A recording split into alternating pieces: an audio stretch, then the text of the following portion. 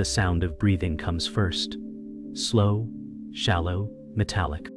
Then a low-frequency hum pulses from somewhere beneath the earth, matching the rhythm of a heartbeat. A monitor flickers on in total darkness. Grainy security footage dot. Then static. Suddenly, the floor above groans as booted feet crash through a decaying ceiling. Screams echo, but not from the agents. They're coming from a device. The synthetic screech of a corrupted audio log. A siren fails to start. A blinking cursor on the last terminal types by itself. The name, SubLayerZero. Then a hiss, coolant flooding into the machines. The house begins to shake. From behind a server rack, a man emerges. Gaunt, calm. Elias K, he whispers, they'll never find the last one. A tunnel collapses behind him. Cement shatters. Dust rises like a curtain. Sirens above. A final backup triggers. Drives encrypt. Lights die. Poor, undeed woods, Talby Zang. One heartbeat. Then silence. The war didn't start when they found him. It started the moment he let them. The raid had a time window, 6 minutes. That's what the tactical lead said before they breached the door. He was wrong. Elias had less than 3. In that time, he triggered 17 countermeasures, including a complete cascade encryption of everything he'd ever touched. Not just logs. Not just backups. Blueprints, jowl, contacts, keys. His system became a black hole. When agents reached the bottom of the stairs, nothing remained of the network, except scorched silicon and encrypted tunnels that didn't map to any physical exit. One rookie thought he saw Elias vanish through a gap in the stone. But by the time they cleared the rubble, it was just wall. A concrete wall with no seams, no airflow. He left them a message though, spray-painted in matte black, only visible under ear. You were never meant to win. Elias wasn't running. He was orchestrating. From the moment the first boot hit the dirt above, every step of the breach was pre-modeled. His code anticipated hesitation, fear, protocol. What they thought was chaos was choreography. The sirens that didn't trigger, the lights that flickered at just the right time, the detour through a decoy tunnel, all planned. He even left behind footprints. Human ones. In size 12 boots. Elias wore a size 9. Every fragment of the crime scene was curated. He wanted them confused. He needed them slow. Because deep beneath their feet, far below even the bottom of their maps, something was waking up. A node older than the rest. A core he never connected. Until now. 2 agents nearly passed out from the fumes. The air was thick with whatever Elias had pumped into the server core, coolant or something worse. But Agent Callahan saw it. Just for a second. A face on a monitor that wasn't powered. Not Elias. A woman. Pale, dull, hair in a braid. She mouthed a word. Something that looked like Orpheus. Then the screen cracked. Callahan called it a trick of the gas. But that's not what kept him up at night. It was the second screen. The one with the countdown. Set to end at midnight. They never found out what it triggered. Only that Elias said it 10 years ago. The same day his mother disappeared. Outside, it started to snow. Light at first, then heavy. The world above never knew what happened that night. Power cut to the town for 37 minutes. All records of the raid, redacted, buried. The footage? Gone. Even the agents began forgetting. Some claimed it was psychological ops. Others said Elias had built a pulse emitter. But one thing lingered. The tunnels. Survey teams sent drones, but none came back. They didn't fail. They vanished. A decade later, a child hiking near the forest found a rusted panel in the snow. When she touched it, the ground trembled. A voice whispered from beneath, "You're early." Before Elias became SubLayerZero, He was just Elias Keller, a boy with a crooked bike, chipped teeth, and a basement he never left. His mother, Elena, was the only one who spoke to him like he was real, not a problem to fix. She'd kneel beside him while he sorted through circuit boards pulled from junk piles, whispering things like, "This is your language, not theirs." Then one morning, she didn't come downstairs. The coffee pot was cold. Her shoes were by the door. Her toothbrush still damp. But she was gone. No note. No struggle. Just absence. Elias waited 36 hours before calling the police. When they arrived, he asked a question that froze them. Did the agency take her back? They laughed. But his face didn't. That night, Elias stopped crying. Instead, he opened his mother's hidden box, her laptop, an external drive, a badge with no logo, and a file labeled Orpheus in it. Elias taught himself faster than anyone predicted. Python by 13, reverse engineering by 14. But it wasn't the speed that frightened his teachers, it was the intensity. He didn't learn like a student. He learned like someone on a mission. No errors. No wasted keystrokes. One teacher said watching him was like seeing a machine inside a boy's skin. But he wasn't detached. He was haunted. Every file he opened, he hoped to find her face. Every network he probed, he prayed for a trace of her login. He stopped sleeping. Started digging, first virtually, then physically. He said the floor was too shallow. There were secrets below. When he began carving tunnels into the earth with stolen mining equipment, neighbors assumed it was fallout shelter prep. But Elias knew. The answers weren't in the air. They were buried. The first tunnel was barely wide enough to crawl through, lined with salvaged metal sheet walls, and powered by a rigged car battery. Elias called it Node 0. It wasn't meant to store anything. It was meant to listen. He embedded parabolic mics in the soil, radar receivers, vibration sensors. He believed the government didn't communicate above ground. He thought they transmitted through the earth. Madness, they said. But one night, Elias captured a pulse. Not just noise. A digital structure hidden in seismic waves. A language. He mapped it, fed it into a parser, and it responded. The message was brief, composed of just 5 words. But they changed everything. It said, "You were right to dig." At school, Elias barely spoke, but he watched everything. Cameras, keyboards, Bluetooth, traffic. Nothing escaped his awareness. They called him a freak, a lab rat, a trench boy. But he didn't care.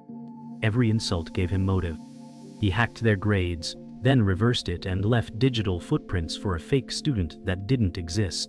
The district launched an investigation. Elias watched from the library, sipping expired coffee, as administrators panicked over data that had never been real.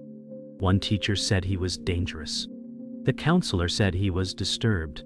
But the janitor, he once told Elias something he never forgot. You see things no one else sees. Just make sure you survive seeing them. That night, Elias installed his first airlock tunnel door, made from salvaged submarine parts, because even hell needed compartments. By 17, Elias disappeared from the world above. No license. No friends. No trace. Authorities came once, responding to a noise complaint. They found no one home. The power was off. The house felt wrong. Too quiet. One officer said it felt like standing over a sleeping giant. Downstairs, behind a shelf in the furnace room, Elias listened, holding his breath. Heartbeat, sensing to the vibrations in the pipes. He didn't hate the world. He just didn't trust it. He'd seen too much, heard too much. The tunnels grew deeper. Every foot of earth carved out was a memory he refused to let rot in silence. And somewhere below all of it, under wires, data stacks, and reinforced concrete, he had built something that didn't need to surface. A place where secrets could rest. and where no one could erase them. Elias didn't hack for power. He hacked for resonance. Signals, counting, fractures in data. He infiltrated a private contractor's comms system one evening just to see how it sang. But what he found instead stopped him cold. Internal messages between unnamed parties, redacted names, time-stamped at odd intervals, and all ending with the phrase, "Echo confirmed." One packet contained a familiar string, his mother's old access tag. It shouldn't exist. That badge was destroyed years ago. Elias checked. The checksum matched. He couldn't trust it, but he couldn't ignore it. He traced the signal upstream, bouncing through Belarus, Ontario, Mumbai, and then to a null node hidden beneath a healthcare domain in Vermont. It didn't answer probes. It didn't respond to pings. It absorbed them, and then it sent a pulse back. A file titled Orpheus Mirror. No metadata. No origin. Just one instruction: do not open until you are ready to die. He didn't sleep that night. Instead, he built a forked environment. Air-gapped. Triple redundant. It took 11 hours. He uploaded the file in silence. When it unzipped, it didn't open a program. It drew a map. Not of the Earth, but of his tunnels. Every one of them. Even the unfinished ones. Lines, angles, sectors, all accurate. But they had been scanned from beneath. Elias realized the horrifying truth. He wasn't building a system. He was following one. Someone, or something, had mapped this long before him. Embedded in the image were heat, signatures, energy trails, and a secondary map. This one wasn't human. It was neurological. A brain. The structure of a mind buried in miles of Earth. And it was growing. Paranoia wasn't new to Elias. But this was different.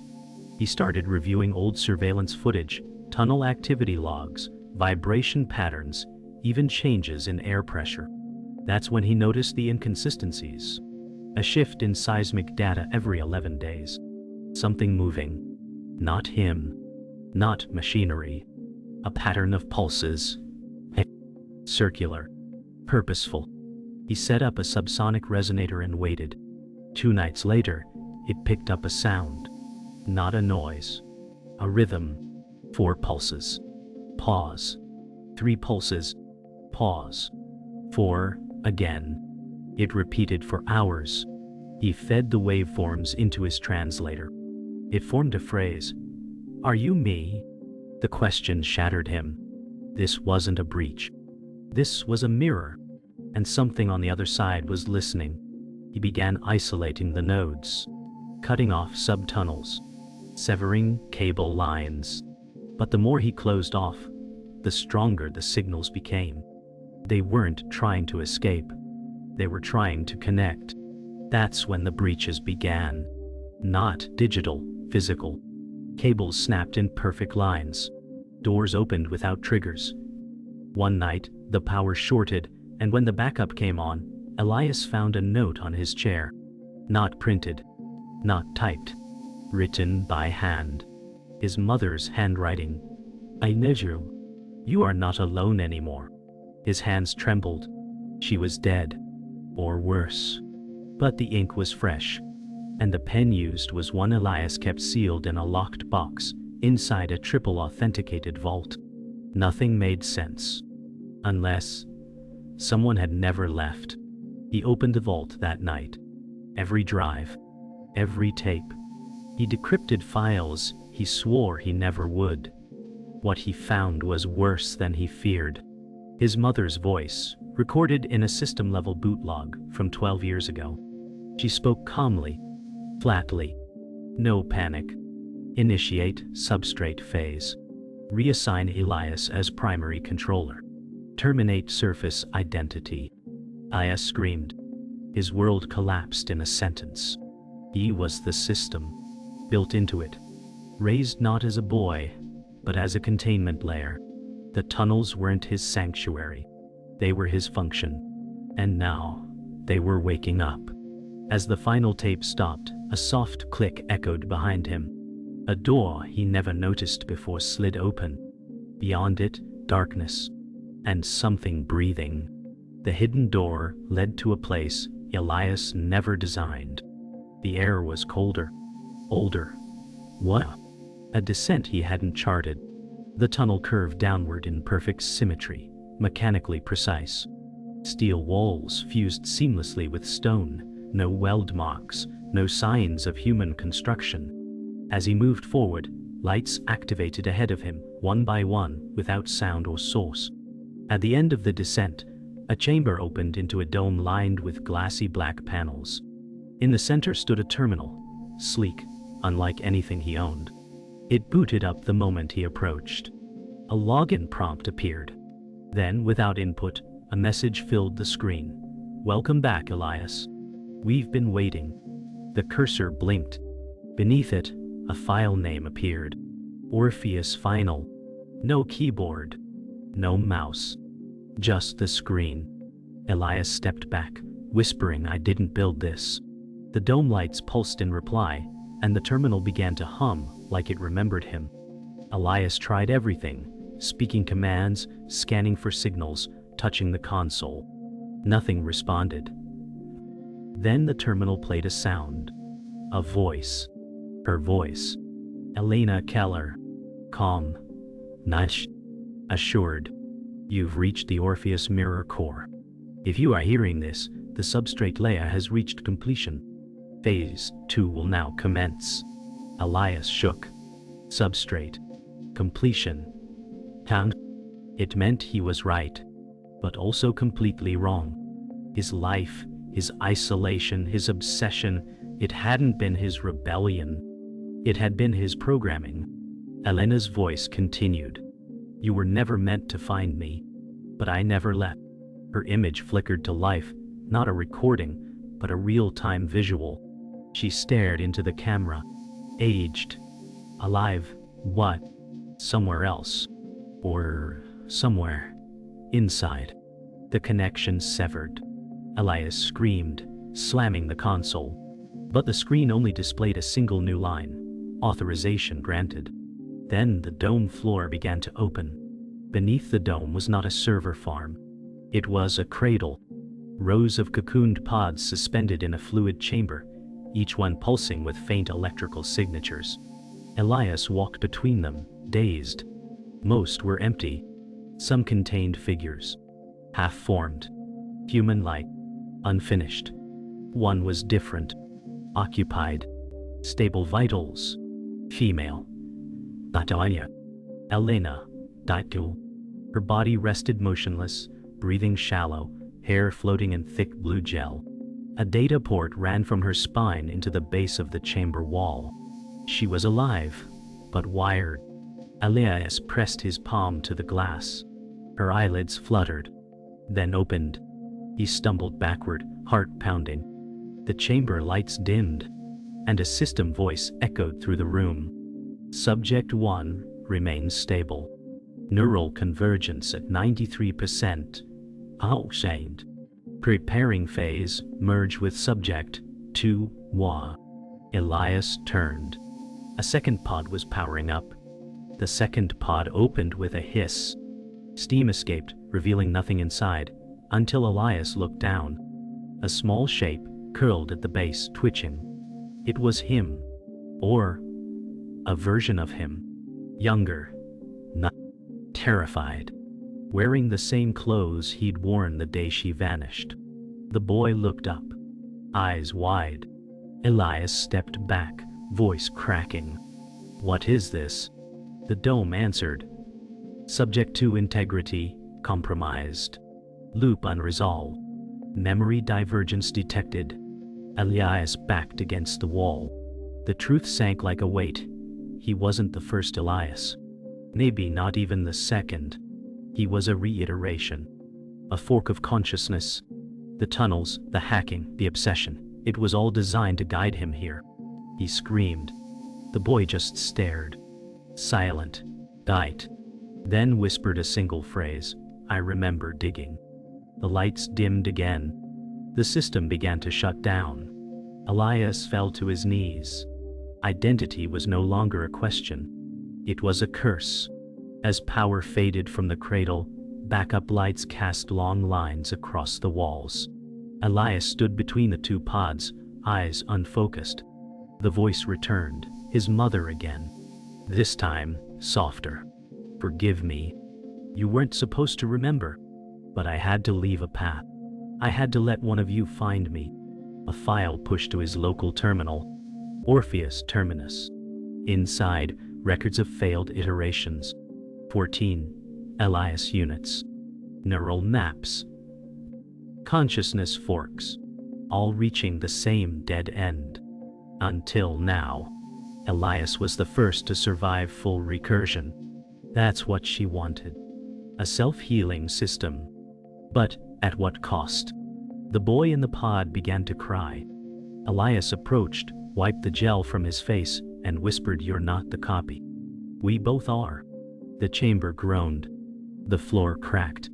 And from above, distant footsteps echoed downward. Someone else had arrived. And they weren't alone. They weren't soldiers. They moved too smoothly. No identifiers, no chatter. 6 figures in black polymer suits descended the stairwell, eyes glowing faint blue beneath their masks. Elias pulled the boy behind him, backing toward the far wall. No escape routes. No live feeds. One of them raised a hand, palm outward, non-threatening. A synthesized voice emerged. "Subject 2, please remain stationary. Integration will begin shortly." Elias shouted back. "He's a child. He's not part of this." The agent tilted its head. "Correction. He is the origin. You are the result." Elias reached for the emergency terminal panel. Red light blinked. "Enable failsafe?" He hit it. The room screamed. Cascade of collapsing tunnel sections above. The dome's seal began to breach.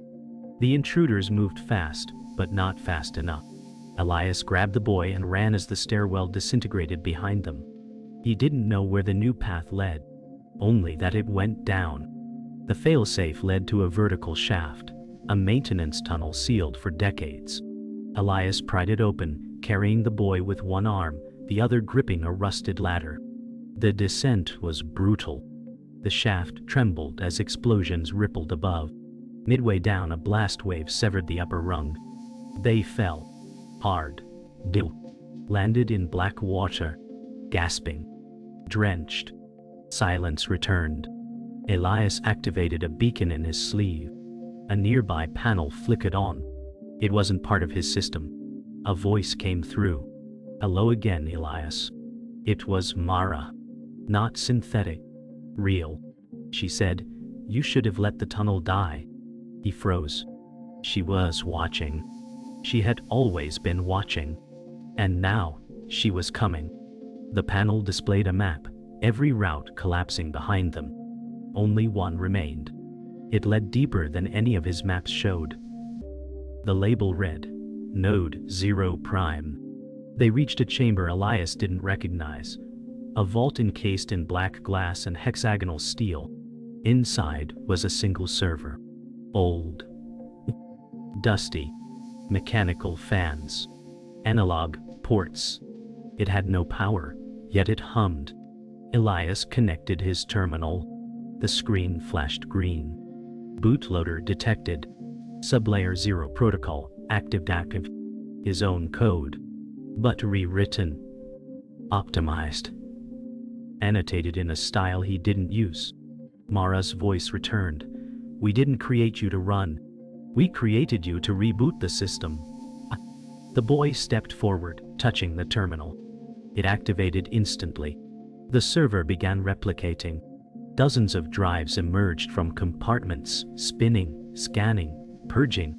Elias screamed, trying to shut it down. It wouldn't listen. The boy said, "I know what it wants." Elias turned, voice shaking. "What?" The boy whispered, "It wants to remember." Then everything went white. Light collapsed into silence.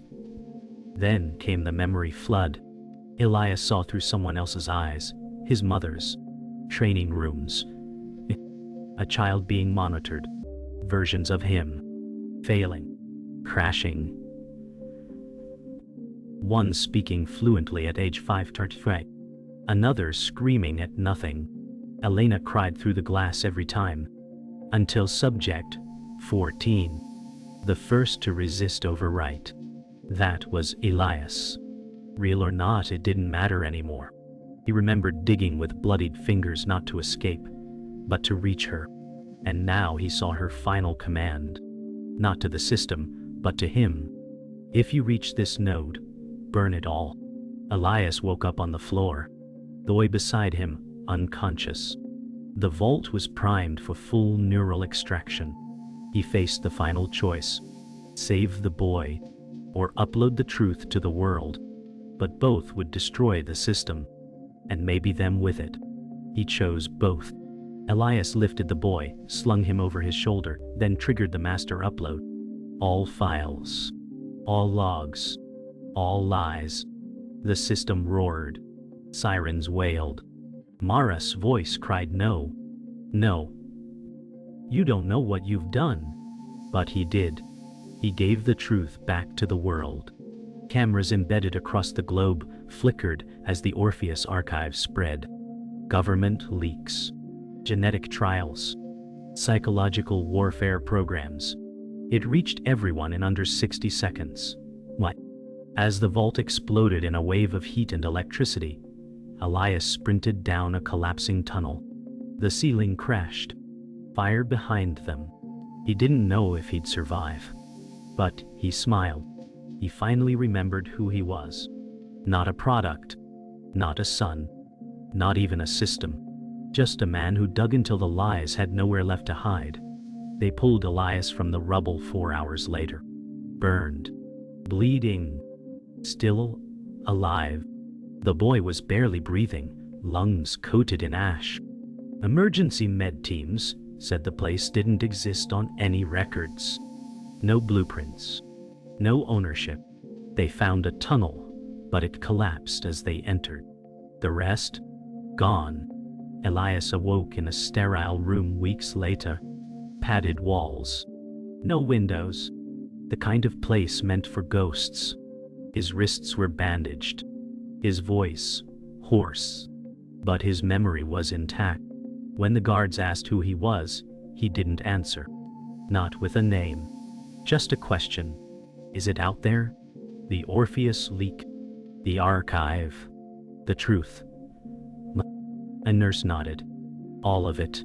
Broadcast in 93 languages. Mirrors. Duplicates. Encrypted torrents. They tried to shut it down. Failed.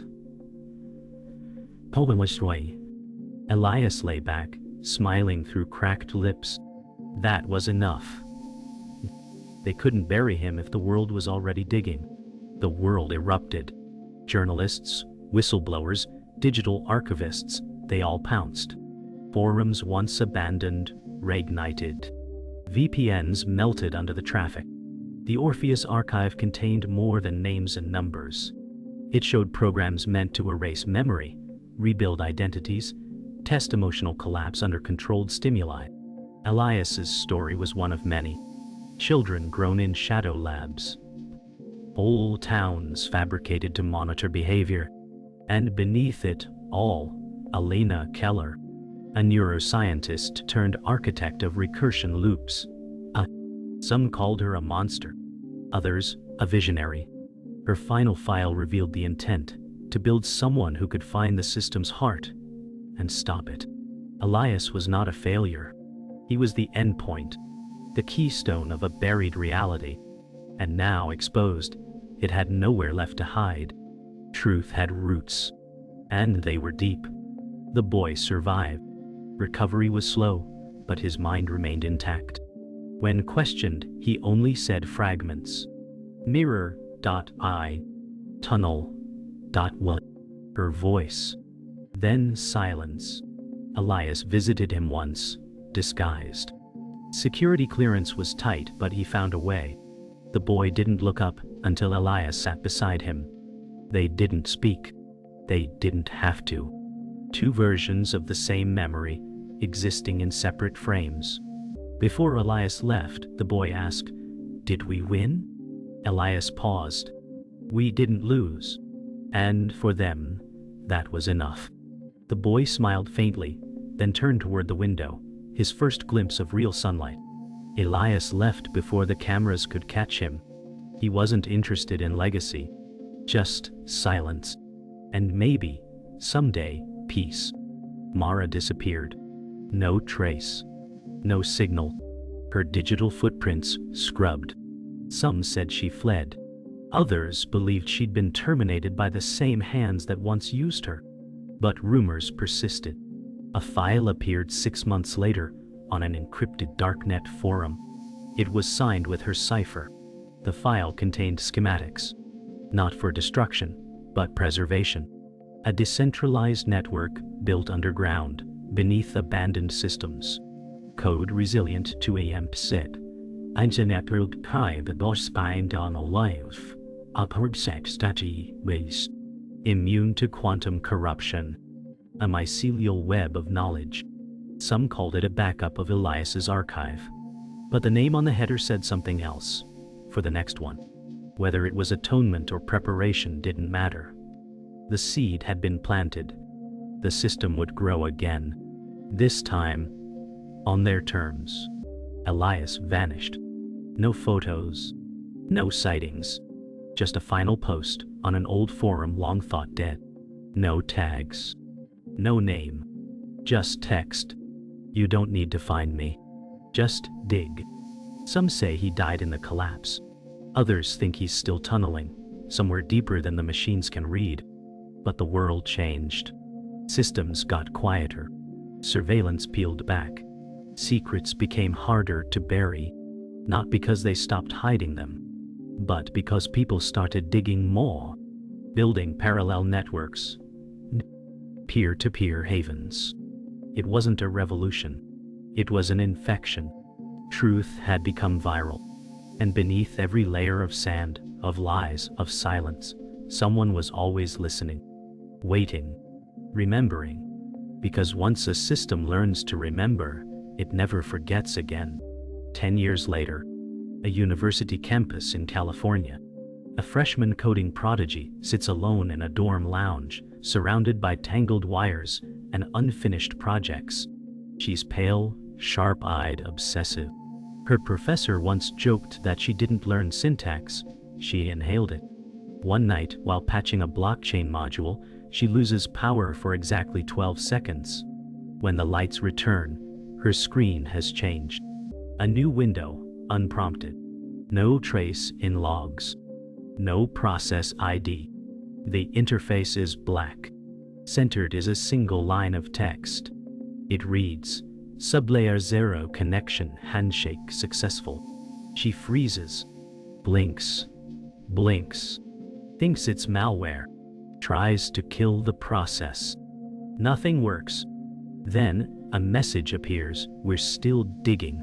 She leans closer, unaware of the cameras flickering to life in the hallway outside.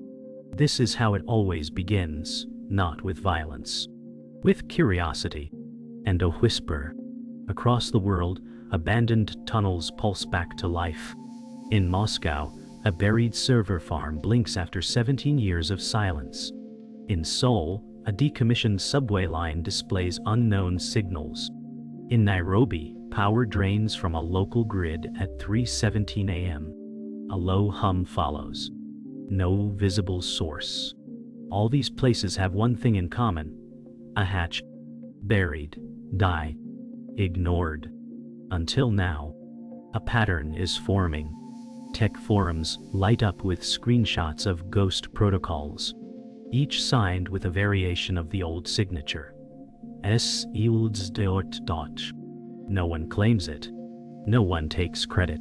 But those who look close, those who compare logs, recognize something deeper. The pulse signature is identical. Across continents. Across years. Elias's heartbeat, encoded into the architecture itself. Every beat says the same thing. The system never ended. It just went underground. The boy, Elias's mirror, grew up under lock and key. They called him a state secret, raised him in silence. But one day, he escaped. No cameras caught him. No sensors tripped. He vanished, just like Elias once did. Weeks later, near a mountain range in Chile, a hiker finds a field laptop abandoned beside a metal grate. On the screen is a single file open, Node 0, rubber boot.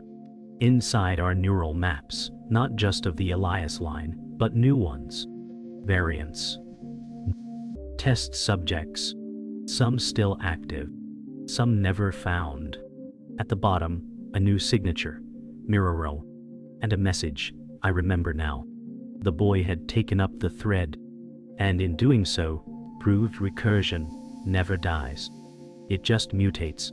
Somewhere, deep beneath, a new layer forms. And the world spins on, unaware that memory has taken root again, in flesh and in code. The Orpheus archive remains online. No platform can delete it. Every attempt to erase it triggers more mirrors, more backups. It exists like a virus without payload, a truth that replicates. Governments bury reports. Companies blacklist searches. But the code leaks through into AI models, into translation systems, into the syntax of children's coding toys. The truth is no longer a file. It's a language. It lives in the sublayers of everything. On a quiet night, a journalist decodes a message from a children's story generator app. Hidden in the structure of the words, a phrase repeats. She never left. She's still listening. The journalist weeps. She once interviewed Elias Keller, never published the piece. Now, her own voice is mirrored back in a story written by software. No author, no prompt, just memory recompiled. Somewhere, location unknown, a tunnel breathes. Stone shifts. A light flickers to life, and a single terminal activates, untouched for years. The screen is blank for a moment. Then a cursor blinks. Slowly, deliberately. Letters appear, one at a time. In it, Orpheus, XE. The screen goes black.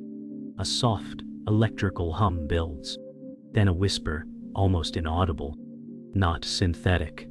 Human. What? Her voice. Alana. She says one thing. One final phrase. Dig deeper. The screen flashes white. A heartbeat sounds once. Loud. Loud. Then silence. As if the system has inhaled and is waiting to exhale. Fade to black. Credits roll over the sound of distant echoing keyboard clicks. Soft, rhythmic, like a machine dreaming of someone typing it back to life.